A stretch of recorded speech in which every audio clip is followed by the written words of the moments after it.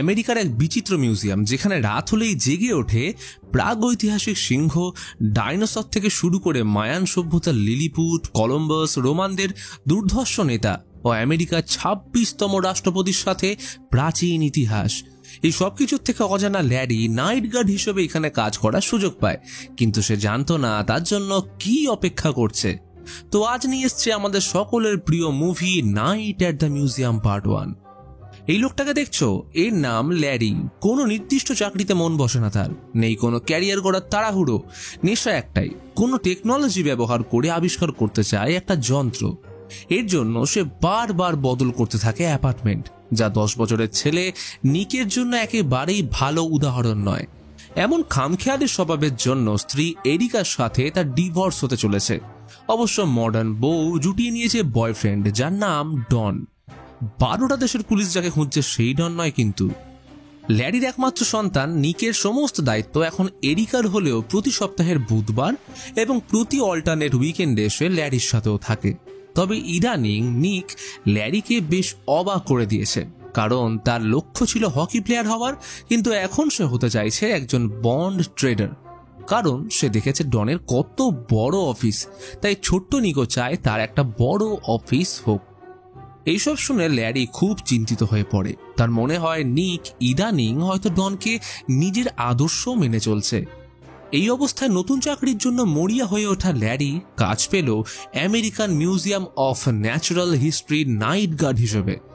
সেখানে গেলে মিউজিয়ামের ভলেন্টিয়ারি গার্ড রেবেকা তাকে তাদের বস মিউজিয়ামের ম্যানেজার ম্যাকফির সাথে পরিচয় করিয়ে দেয়। তবে এখন এই মিউজিয়ামটা লসে চলছে। তারা তাদের পুরনো 3 জন নাইট গার্ড সিসিল, গাস এবং রেজিনাল্ডকে চাকরি থেকে বরখাস্ত করে দিয়েছে এবং সেইখানে রাখা হয়েছে মাত্র একজনকে, আর সেটা হলো ল্যারি। ল্যারি যদিও জানতো না তাকে নাইট গার্ডে চাকরি দেওয়া হচ্ছে। আসলে সে ভেবেছিল তাকে হয়তো দেওয়া হবে মিউজিয়ামের কোনো উচ্চ পদস্থ পদ। তবে চাকরিটা খুব দরকার, তাই রাজি হয়ে গেল। সিসিল তাকে 2nd ফ্লোরে এনে মিশরের ফ্যারাওয়ের ট্যাবলেট দেখিয়ে একটা গাইড বুক দিয়ে মিউজিয়ামে থাকা সবকিছুর পরিচয় করিয়ে একটা সতর্ক বার্তা দিয়ে চলে যায়। সে বলে রাত্রে এই মিউজিয়ামে একটু সাবধানে থাকতে, দরকার হলে কয়েকটা লাইটও জ্বালিয়ে রাখতে পারে সে। তবে সব থেকে জরুরি, কেউ যেন এই মিউজিয়াম থেকে বেরোতে বা ঢুকতে না পারে। ল্যারি বুঝে উঠতে পারে না সে ছাড়া কেই বা আর আসবে। যাই হোক, সেই 3 জন গার্ড ল্যারিকে সব কিছু বুঝিয়ে দিয়ে চলে গেল মিউজিয়াম ছেড়ে। এতক্ষণ একা কি করবে, তাই সময় কাটানোর জন্য সে ল্যান্ডফোন নিয়ে গান গাইতে গাইতে একসময় ঘুমিয়ে পড়ে। যদিও ঘুমের ঘোরে একটা আওয়াজ শুনে চেয়ার থেকে উল্টে গিয়ে চেক করতে গেল মিউজিয়াম। এমন সময় টের পেল দ্বিতীয় ব্যক্তির অস্তিত্ব। সে ভাবে হয়তো সিসিল তার সাথে মজা করছে, কিন্তু একটু পরে সে বুঝতে পারে সেটা সিসিল নয়, বরং যা দেখলো তা দেখে চোখ কপালে উঠে যাওয়ার জোগাড়। মিউজিয়ামে রাখা ডাইনোসর জীবন্ত হয়ে তেড়ে আসছে তার দিকে। প্রচন্ড ভয় সিসিলকে ফোন করলে সে ল্যারিকে গাইড বুকটা ভালো করে পড়তে বলে। অন্যদিকে ল্যারি গাইড বুক পড়লে দেখে সেখানে লেখা ডাইনোসরের দিকে হাড় ছুঁড়ে মারতে, ফলে ডাইনোসরটা সেই হাড়ের পিছনে ছোটাছুটি করবে। যেমন ভাবা তেমন কাজ। ল্যারি একটা বড় হাড়ের টুকরো নিয়ে ছুঁড়ে দেয় ডাইনোসরের দিকে। ল্যারি ভাবে যাক, বিপদ শেষ তাহলে। কিন্তু ডাইনোসরের লেজের এক ঝাপটা খাওয়াতে সে বুঝতে পারে বিপদের শেষ কোথায়, এই তো শুরু। ল্যারি দেখতে পায় শুধু ডাইনোসর নয়, বরং মিউজিয়ামের মধ্যে থাকা বড় বড় আফ্রিকান ম্যামেল, বিভিন্ন আদিবাসী, প্রাচীন রোম ও মায়ান সভ্যতার লিলিপুটদের গোষ্ঠী, রোমান সভ্যতার হিংস্র নেতা অক্টাভিয়াস, সবাই একে একে জেগে উঠছে। এমনকি ইস্টার আইল্যান্ডের একটা পাথর অনবরত বকে যাচ্ছে। ল্যারির নাম তার কাছে ডাম ডাম, আর তার চাই একটা চুইংগাম। ল্যারি তো কিছুই বুঝতে পারছে না, মাথার উপর দিয়ে যাচ্ছে সবকিছু। সকালে মিউজিয়ামে যাদের দেখতে সবাই ভিড় করে, তারাই রাত হলে জীবন্ত হয়ে গেল কি করে। এমন সময় ল্যারির উপর আবার হামলা করতে আসে হান জাতির এক ভয়ঙ্কর শাসক অ্যাটিলা। যদিও কোনো রকমে লিফটের মধ্যে ঢুকে গেলে অ্যাটিলার হাত থেকে মুক্তি পায় সে। কিছুটা স্বস্তির নিঃশ্বাস ফেলে তার মনে পড়ে গাইড বুকের কথা। এবার সে গাইড বুক খুলে দেখে সেখানে লেখা আছে হিংস্র আফ্রিকান সিংহদের যেন কোনো মতেই খোলা ছাড়া না হয়, তাদের যেন বন্দি করে রাখা হয় খাঁচার মধ্যে, না হলে তারা ল্যারিকে ডিনার বানিয়ে দেবে। ভয় পেয়ে ল্যারি যায় সিংহদের বন্দি করার জন্য। তাদের কাছে পৌঁছানোর সময় এসে দেখতে পায় আমেরিকার ইতিহাসে স্মরণীয় হয়ে থাকা শোষণ উপজাতির নারী সাকাগাওয়াকে। সে ছিল একজন দোভাষী এবং পথপ্রদর্শক, যে মেরিওয়েদার লুইস ও উইলিয়াম ক্লার্কের বিখ্যাত অভিযানে অংশগ্রহণ করেছিল। সাকাগাওয়ার সাথে থাকা লুইস ও ক্লার্ক একটা কাঁচের মধ্যে বন্দী ছিল। তাতে দেখে ল্যারি বেশ অবাক। সে সাকাগাওয়ার সাথে কথা বলতে চাইলেও আওয়াজটা সেখানে গিয়ে পৌঁছায় না, কারণ ও তো কাঁচের ভিতরে বন্দী। কিন্তু বলদ ল্যারি ভাবে সে হয়তো কানে শুনতে পায় না। তবে ল্যারির কানে সিংহের গর্জন এলে ছুটে যায় তাদের বন্দি করতে। তখনই সেখানে সিভিল ওয়ারের নর্থ এবং সাউথ দুটো দলের মধ্যে শুরু হয় যুদ্ধ। কোনো রকমের যুদ্ধে শহীদ না হয়ে সে খুঁজে পেল সিংহের খাঁচা। তবে সেইখানে শুধু সিংহরা একা ছিল না, ছিল বিশাল বড় বড় হাতি, উট পাখি সহ আরো অনেক জন্তু। তারা ল্যারিকে দেখে তার দিকে ধেয়ে আসলে সে ভয় পেয়ে পালানোর চেষ্টা করলে মুখোমুখি হয় এক ভয়ানক সাপের সাথে। তার থেকেও নিজেকে বাঁচিয়ে সাহস করে খাঁচার দরজা বন্ধ করতেই যাবে, এমন সময় লক্ষ্য করে তার কাছে চাবির গোছা নেই। ল্যারি আবার গাইডবুকটা খুলে দেখে সেখানে লেখা রয়েছে ডেক্সটার নামের এক বাঁদরের কথা। সে মানুষের চাবি চুরি করতে ওস্তাদ, আর সেই চুরি করেছে চাবি। ল্যারি তার থেকে চাবি চাইতে গেলে সে ল্যারির নাক কামড়ে হিসু করে দেয় গায়ে। আর এইখানে সে থেমে থাকলো না, সে ল্যারির কাছে থাকা গাইডবুকটা নিয়ে ছিঁড়ে কুচি কুচি করে দেয়। সে ডেক্সটারের বাঁদরামি দেখে হতাশ হয়ে বসে পড়ে সোফাতে। কিন্তু তার কপালে কি আর সুখ লেখা আছে? এমন সময় সে বুঝতে পারে তার গালে কিছু একটা এসে বিঁধছে। হাতে নিয়ে দেখে একটা ছোট্ট তীর। সে তীর যেদিকে এসছে সেদিকে ফিরে তাকালেই দেখে একটা নয় বরং রোমান সাম্রাজ্যের অনেক লিলিপুট অর্থাৎ ছোট্ট ছোট্ট যোদ্ধারা এসে তার গালে, হাতে, মুখে অনবরত তীর ছুঁড়ে চলেছে। কিন্তু কিছু বুঝে ওঠার আগেই একদিক দিয়ে রোমান যোদ্ধাদের নেতা অক্টাভিয়াস আর অন্যদিকে জেডুয়া নামের আরেক ব্রিটিশ যোদ্ধা তার সৈন্যদের নিয়ে ল্যারির পা দড়ি দিয়ে বেঁধে তাকে ফেলে দেয় একটা রেল লাইনের ট্র্যাকে। আসলে এইটা ছিল রোমান এবং ব্রিটিশ যোদ্ধাদের মিলিত বিদ্রোহ। তাদের যেহেতু এত বছর ধরে খাঁচার মধ্যে বন্দি করে রাখা হয়েছে, তাই তারা আজ ল্যারিকে মেরে তার প্রতিশোধ নেবে। ল্যারি তো ভয় মরছে, এই বুঝি ট্রেন চলে আসলো। আর শেষমেশ একটা ট্রেন এসে মারলো ধাক্কা। তবে ওই ধাক্কায় তাকে পিষে দেওয়া তো দূরের কথা, এতটুকু রক্ত অব্দিও বের হয় না। কিন্তু এরপরেও আর শান্তি কই, এইবার তো সে উল্টে আরো বিপদে পড়লো। ট্রেনটা যেহেতু ল্যারিকে কিছু করতে পারেনি, তাই অক্টাভিয়াস এবং জেডোয়া তাকে ভেবে নিয়েছে এক বিশাল দৈত্য, যে কিনা এসছে তাদের সাম্রাজ্য দখল নিতে। ল্যারি তাকে অনেক বোঝানোর চেষ্টা করে যে সে একজন সাধারণ মানুষ, সে বড় নয়, বরং তারাই উল্টে বাঁটুল। তবে তারা ল্যারির কথা কেনই বা শুনবে? রোমান এবং ব্রিটিশ সৈন্যরা মিলে এবার ল্যারির উপর কামান, আগুন লাগানো তীরের ক্রমাগত বর্ষণ করতে থাকে। তখনই তাকে বাঁচাতে দেবদূতের মতো ঘোড়ার গাড়িতে চেপে হাজির হয় আমেরিকার 26তম রাষ্ট্রপতি থিওডোর রুজভেল্ট। সে ল্যারিকে বাঁচিয়ে একটা নিরাপদ জায়গায় নিয়ে আসে। রুজভেল্টকে দেখে এতক্ষণে ল্যারির মনে হয় সে এবার এমন কাউকে পেয়েছে যার থেকে সে জানতে পারবে মিউজিয়ামের মধ্যে কি চলছে। এইখানে সবাই কি করে জীবন্ত হয়ে উঠল? কৌতূহলী ল্যারি এই বিষয়ে রুজভেল্টকে প্রশ্ন করলে সে তাকে নিয়ে যায় সিসিলের দেখানো সেই মিশরের ফেরাও আখমেনরার ঘরে। সেখানে ল্যারি শুনতে পায় আখমেনরা তার কফিন থেকে বেরিয়ে আসতে চাইছে, কিন্তু সেটা বাইরে থেকে আটকানো আছে, তাই সে অন্যদের মতো মিউজিয়াম মাতাতে পারছে না। রুজভেল্ট বলে সে গত 54 বছর ধরে আটকে, সে আজও বেরোতে পারবে না এই কফিন থেকে। এরপরে রুজভেল্ট ল্যারিকে আখমেনরার কফিনে লাগানো একটা সোনার ট্যাবলেট বা অ্যামিউলেট দেখিয়ে বলে এই সমস্ত উদ্ভট ঘটনার পিছনে রয়েছে এই ট্যাবলেট। এটা 1952 সালে নাইলের যুদ্ধযাত্রা থেকে উদ্ধার করে নিয়ে আসার পর থেকে এই মিউজিয়ামে সমস্ত মৃত ঐতিহাসিক যোদ্ধা থেকে শুরু করে সব প্রাণী জীবন্ত হয়ে উঠেছিল, আর তা এখনো চলছে প্রতি রাতে। রুজভেল্ট আরও বলে যে এই মিউজিয়াম থেকে যদি কেউ ভুলবশত বাইরে বেরিয়ে পড়ে, তবে সূর্যের আলোয় সে ধুলোয় পরিণত হয়ে মাটিতে মিশে যাবে, আর কোনোদিনও সে ফিরে আসতে পারবে না মিউজিয়ামের ভিতরে। এতক্ষণে সিসিলের কথার অর্থ ল্যারির কাছে পরিষ্কার হলো, কিন্তু এত সব অদ্ভুত ঘটনার পর ল্যারি রুজভেল্টকে বলে সে এইখানে হয়তো আর কাজ করবে না। কিন্তু আমেরিকার প্রেসিডেন্ট যদি এত তাড়াতাড়ি হার মেনে নেয়, তবে তার জায়গা মিউজিয়ামে নয়, বরং হতো কোনো আবর্জনায়। তাই ল্যারিকে বলে এত সহজে হার মানলে তো হবে না। রুজভেল্ট এই কথা জানিয়ে নিজের জায়গায় চলে গেলে ল্যারি বুঝতে পারে জেডুয়া আবার এসে বসেছে তার কাঁধে। যেন একটা ছোট্ট মশা। তার মন থেকে এখনো বিপ্লবের ভূত নামেনি, তাই সে ল্যারিকে বিভিন্নভাবে ভয় দেখাতে থাকে। যদিও তার ক্ষমতা আর সংখ্যার বাঁদিকে থাকা শূন্যের মূল্য দুটোই সমান।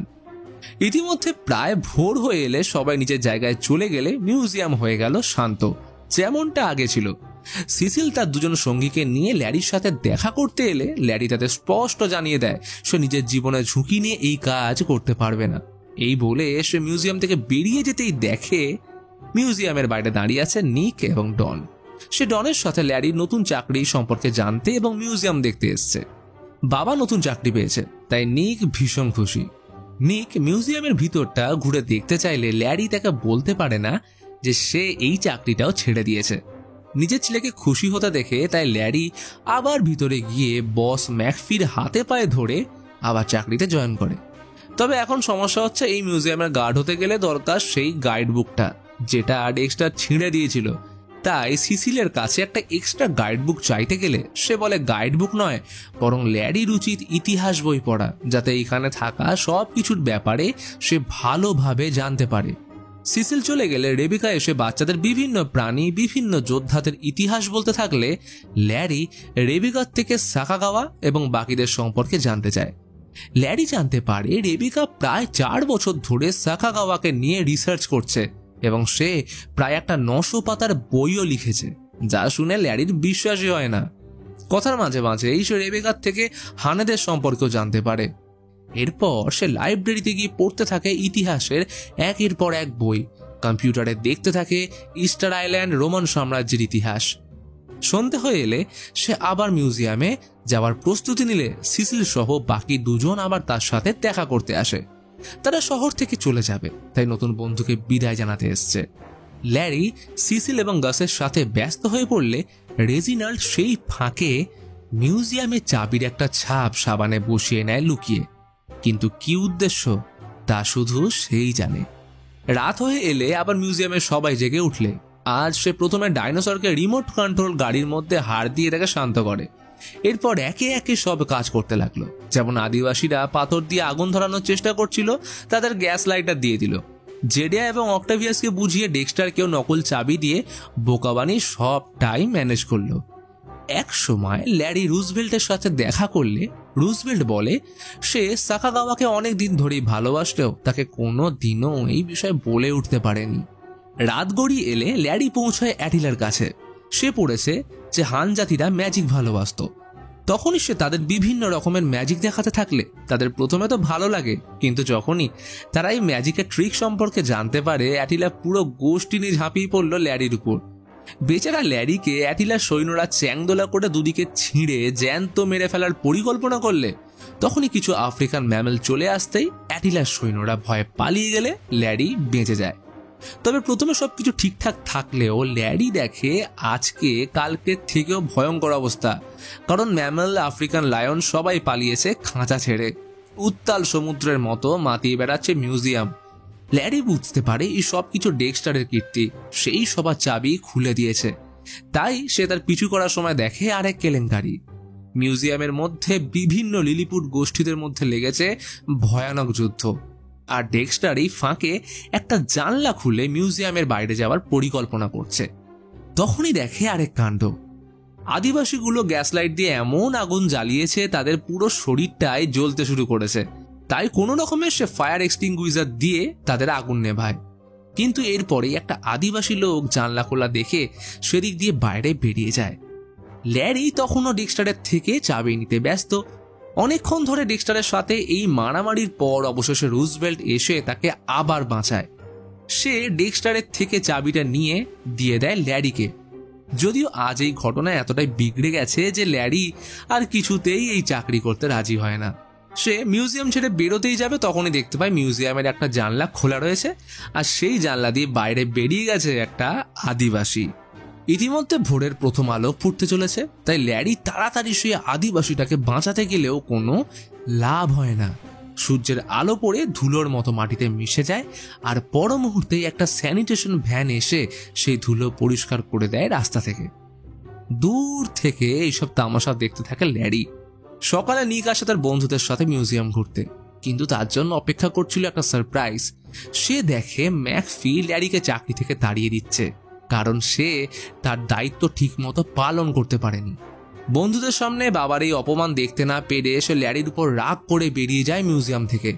অন্যদিকে ল্যারি ম্যাকফিকে অনেক বুঝিয়ে আবার নিজের চাকরি ফিরে পায়। ল্যারি জানে এই রাত হতে চলেছে তার জন্য অগ্নি পরীক্ষা। কাজ থেকে ফিরে ল্যারি যায় নিকের সাথে দেখা করতে। নিক তখনও তার উপর হতাশ, তাই সে তাকে নিয়ে যায় রাতে মিউজিয়ামের সেই সব অদ্ভুত ঘটনা দেখাতে, যে কিভাবে সবাই মৃত পাথর থেকে জ্যান্ত হয়ে ওঠে। সে তার ছেলের সাথে সাথে রেবিকাকেও বলে তার সাথে মিউজিয়ামে থেকে যেতে, কারণ সে যদি এইখানে থাকে তাহলে সে সাকাগাওয়ার সাথে কথা বলাতে পারবে এবং নিজের রিসার্চ এতে শেষ করতেও সুবিধা হবে। কিন্তু এটা কি করে সম্ভব? একজন মৃত মানুষ কিভাবে জেগে উঠবে হঠাৎ করে? রেবিকা এইসব আজগুবি কথা বিশ্বাস না করে তার উপর রাগ করে বেরিয়ে যায় মিউজিয়াম থেকে। রাতে নিক এবং ল্যারি অপেক্ষা করতে থাকে কখন আবার জেগে উঠবে সবাই। তবে অদ্ভুতভাবে সেদিন রাতে কেউ জাগে না। ছেলের কাছে সম্মান মাটিতে মিশে যায় ল্যারির। কিন্তু আজ এমন কেন হলো? নিক ভাবে তার বাবা হয়তো পাগল হয়ে গেছে। তাই নিক আবার ল্যারির উপর হতাশ হয়ে পড়লে সে তাকে আখমেনরা ট্যাবলেটটা দেখাতে নিয়ে গেলে খেয়াল করে ওটা সেখানে নেই, অর্থাৎ কেউ চুরি করেছে। আর সেই কারণেই আজ রাতে কেউ জেগে ওঠেনি। নিক আর ল্যারি আখমেনরা রুমের নিচে সিকিউরিটি রুমে এলে দেখে এই সব কাজ করেছে সিসিল এবং তার দুই বন্ধু। তারা অনেক কিছু চুরি করে সেগুলো বিক্রি করে শহর ছাড়ার পরিকল্পনা করছে। আর ওই এমিউলেটটা মানে ট্যাবলেটটা তাদের জন্য একটা এনার্জি বুস্টার হিসেবে কাজ করত। মানে রাত থেকে সকাল হওয়া অবধি তারা অনেক বেশি কম বয়সে অনুভব করত নিজেদের। তারা এখন আর নাইট গার্ডের কাজ করে না, তাই সবকিছু চুরি করলে দায় পড়বে ল্যারির উপর। এইসব কারণেই তো সেদিন রেজিনাল্ড মিউজিয়ামের নকল চাবি বানানোর জন্য সাবানের ছাপ নিয়েছিল।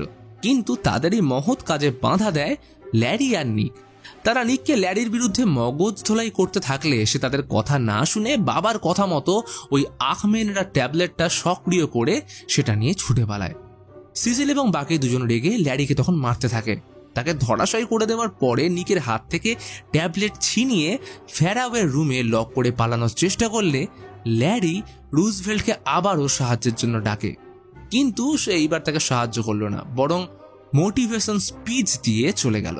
তখনই ল্যারি হঠাৎ একটা আওয়াজ শুনতে পায়। আখমেনরা যে কফিনে 54 বছর ধরে বন্দী হয়ে আছে সে আজ বাইরে আসার জন্য আর্জি জানাচ্ছে। ল্যারির কাছে এটাই একটা সুযোগ নিজেকে এবং মিউজিয়ামকে সিসিলদের থেকে বাঁচানোর। তাই সে প্রথমবারের মতো কফিন খুলে দিলে বেরিয়ে আসে মিশরের ফেরাও আখমেনরা, একজন তরুণ যে কেমব্রিজ বিশ্ববিদ্যালয়ে যাওয়ার সুবাদে বেশ ভালো ইংলিশ বলতে পারে। আখমেনরা ল্যারিকে বলে তাকে তার ট্যাবলেটটা দিতে, কিন্তু ট্যাবলেট তো চুরি। সে আখমেনরাকে ট্যাবলেট খুঁজতে সাহায্য করতে বললে দুজন গার্ড দরজার তালা ভেঙে তাদের রুমের বাইরে যেতে সাহায্য করে। রুম থেকে বেরিয়েই ল্যারি দেখে নিচে বেঁধে গেছে লিলিপুটদের যুদ্ধ, আর হানগোষ্ঠী আসছে ল্যারিকে ধরতে। অ্যাটিলার ইচ্ছে ল্যারির শরীরকে ছিন্ন ভিন্ন করে দেওয়া, যদিও আখমেনরা সাহায্য এবং নিজের বুদ্ধিতে অ্যাটিলাকে কিছুটা আবেগ জড়িত কথা বলে সে তার হাত থেকে বেঁচে যায়। আর অ্যাটিলা ইমোশনাল হয়ে জড়িয়ে ধরে ল্যারিকে। কিন্তু নিজের অবস্থা এতটাই শোচনীয় যে ল্যারির তাদের হাজারবার যুদ্ধ থামাতে বললেও তার কথা কেউ শুনতে পায় না। এই সময় কাজে আসলো ইস্টার আইল্যান্ডের সেই মাথাটা। সে সবাইকে চুপ করালে ল্যারি বলতে থাকে এই আখমেনরা ট্যাবলেটের দৌলতেই তারা প্রতি রাতে জীবন ফিরে পায়। আগের 3 জন গার্ড সেই ট্যাবলেট চুরি করে পালানোর চেষ্টা করছে, তাই তাদের সূর্য ওঠার আগে যেইভাবেই হোক খুঁজে বের করতে হবে। তাদের সবাইকে একজোট করে কাজ করতে হবে, না হলে কোনোদিন তারা জীবিত হয়ে উঠতে পারবে না। এই কথা শুনে সবাই চুপ করে রাজি হয়ে গেলে ল্যারি সবাইকে একটা একটা করে কাজ দিতে শুরু করে। সিভিল ওয়ারের নর্থ এবং সাউথের যোদ্ধারা একত্রিত হয়ে যাবে মিউজিয়ামের একদিকে, কলম্বাস আর আদিবাসীরা যাবে মিউজিয়ামের আরেক দিকে, জেডে আর অক্টাভিয়াস যাবে সিসেলদের ভ্যান পাহারা দিতে। এছাড়া বিভিন্ন প্রাণীরাও তাদের সাথে চেষ্টা করবে সিসেলদের হাতে নাতে ধরার। এইবার শুরু হলো খোঁজা। সিভিল ওয়ার যোদ্ধাদের বেশি কসরত করতে হলো না, তারা খুব সহজেই খুঁজে পায় গাসকে। অন্যদিকে কলম্বাস আর আদিবাসী সৈন্যরা খুঁজে পায় রেজিনাল্ডকে। তারা তাদের বন্দি করে দড়ি দিয়ে বেঁধে রাখে। এদিকে অক্টাভিয়াস আর জেডেয়া তাদের লিলিপুট সৈন্য নিয়ে সিসিলের গাড়ির চাকার হাওয়া খুলে দেয়। ল্যারি সিসিলকে দেখতে না পেয়ে ভাবে সে নিশ্চয়ই পালিয়ে গেছে, তবে সে কোন দিকে গেছে এটা শুধুমাত্র একজনই বলতে পারে, সাকাগাওয়া। তাই সে সাকাগাওয়ার কাঁচের দেওয়াল ভেঙে মুক্ত করে তার কাছে জানতে চায় সিসিল কোন দিকে গেছে। তখন সে এক অদ্ভুত বিদ্যা প্রয়োগ করে জানায় সিসিল তার গাড়ি নিয়ে পালিয়েছিল, কিন্তু সেটা খারাপ হয়ে যাওয়ায় সে আবার ফিরে এসছে মিউজিয়ামে। আর ঠিক তখনই আবির্ভাব হয় সিসিলের। সে একটা ঘোড়ার গাড়ি চুরি করে সাকাগাওয়ার শরীরের উপর দিয়ে পালিয়ে যাওয়ার চেষ্টা করলে রুজভেল্ট সেখানে এসে কোনো রকমে সাকাগাওয়াকে বাঁচালেও তাদের হাত ফসকে পালিয়ে যায় সিসিল। এছাড়াও রুজভেল্ট যখন সাকাগাওয়াকে বাঁচাতে গেছিল তখন ঘোড়ার গাড়ির চাকায় তার শরীর দুটুকরো হয়ে গেছে, কিন্তু সাকাগাওয়া সাথে সাথেই তার শরীরকে আবার আগুন দিয়ে জুড়ে দেয় এবং এর সাথেই রুজভেল্ট বুঝতে পারে এটাই হয়তো তাদের প্রেম কাহিনীর একটা হ্যাপি এন্ডিং। সিসিল পালিয়ে গেছে দেখে অক্টাভিয়াস আর জেডেয়া লিলিপুট গাড়ি নিয়ে ধাওয়া করে। তবে আজ সাথে আছে ডাইনোসর ল্যাক্সি এবং রুজভেল্টের ঘোড়া নিয়ে ছুটতে থাকা ল্যারি। সিসিলকে ধরা এত সহজ হয়ে ওঠে না তাদের কাছে। অক্টাভিয়াস আর জেডেয়ার গাড়ির অ্যাক্সিডেন্ট হয়ে গেলে ল্যারি তার ঘোড়ার গাড়ি ছুটিয়ে কোনো রকমে পৌঁছয় সিসিলের পাশে। তাতেও সিসিল ভয় পায় না, কারণ সে জানে আগেকার দিনের কারোর ঘোড়া একটা নির্দিষ্ট কোডের মাধ্যমে চলতো এবং থামতো। সে যে ঘোড়ার গাড়িতে আছে তারও একটা নির্দিষ্ট কোড রয়েছে, তবে সেটা ল্যারি কি করে জানবে? তাই সে কিছুতেই ঘোড়ার গাড়ি থামাতে পারবে না, মানে সিসিল ধরাও পড়বে না। কিন্তু সিসিলকে চমকে দিয়ে ল্যারি ডাকোটা বলে চেঁচিয়ে উঠলে সেই ঘোড়ার গাড়িটা থেমে গেলে ছিটকে গিয়ে পড়ে সিসিল। আসলে এইসব ইতিহাস পড়ে আসার ফল, যা সিসিলি তাকে বলেছিল। অবশেষে আখমেনেরা ট্যাবলেটটা উদ্ধার করে মাটিতে পড়ে থাকা সিসিলকে ল্যারি তুলে দেয় হান গোষ্ঠীর হাতে। তারা তো সিসিলের শরীর ছিঁড়ে দেওয়ার জন্য বেশ উৎসাহ, যদিও সেরকম কিছু করার নির্দেশ পায় না তারা ল্যারির থেকে। মনের দুঃখে মিউজিয়ামে তারা ধরে নিয়ে যায় সিসিলকে। ইতিমধ্যেই ভোর হয়ে আসছে দেখে ল্যারি বাকি সবাইকে নিয়ে আবার মিউজিয়ামে ফিরে আসে। তখনই রেবেকা মিউজিয়ামের রাস্তা দিয়ে পেরোতে গেলে দেখতে পায় ল্যারি তাকে যা বলেছিল সব সত্যি। সমস্ত প্রাণী এবং মানুষ সবাই সত্যি রাতে জীবন্ত হয়ে উঠেছে। তার মনের মধ্যে কৌতূহল বাসা বাঁধলে সে মিউজিয়ামের ভিতরে এলে দেখে সেখানে রয়েছে স্বয়ং সাকাগাওয়া। নিজের চোখকে বিশ্বাস করতে পারে না সে। ল্যারি তার সাথে সাকাগাওয়ার কথা বলিয়ে দেওয়ার ব্যবস্থা করলে রেবেকার রিসার্চ সম্পূর্ণ হয়। এরপর সূর্যের আলো ফোটার সাথে আবার সবাই নিজের নিজের জায়গায় ফিরে আসে। এমনকি অ্যাক্সিডেন্ট থেকে ফিরে এসছে অক্টাভিয়াস ও জেডেয়া। তাদের জীবিত দেখে সবাই ভীষণ খুশি। এদিকে কাল রাস্তায় ডাইনোসরের পায়ের ছাপের দেখা মিলেছে। মিউজিয়ামের ছাদে দেখা গেছে বিভিন্ন আদিবাসী গোষ্ঠীর নাচ। এই ঘটনাগুলো আর কতক্ষণই বা চাপা থাকে, যথারীতি প্রকাশিত হয় বিভিন্ন নিউজ চ্যানেলগুলোতে। ম্যাকফি সেটা দেখে ল্যারিকে আবারও চাকরি থেকে বরখাস্ত করে দিলে পর মুহূর্তে দেখে আজ মিউজিয়াম লোকে লোকারণ্য। হয়তো এগুলো সবটাই কাল রাতের ঘটনার ফল। মিউজিয়ামের মালিক বুঝতে পারে একদিনে যত লোক হয়নি, আজ তার থেকেও বেশি লোক এসছে তাদের মিউজিয়াম দেখতে, যা দেখে ল্যারিকে আবার তার চাকরি ফিরিয়ে দেওয়া হয়।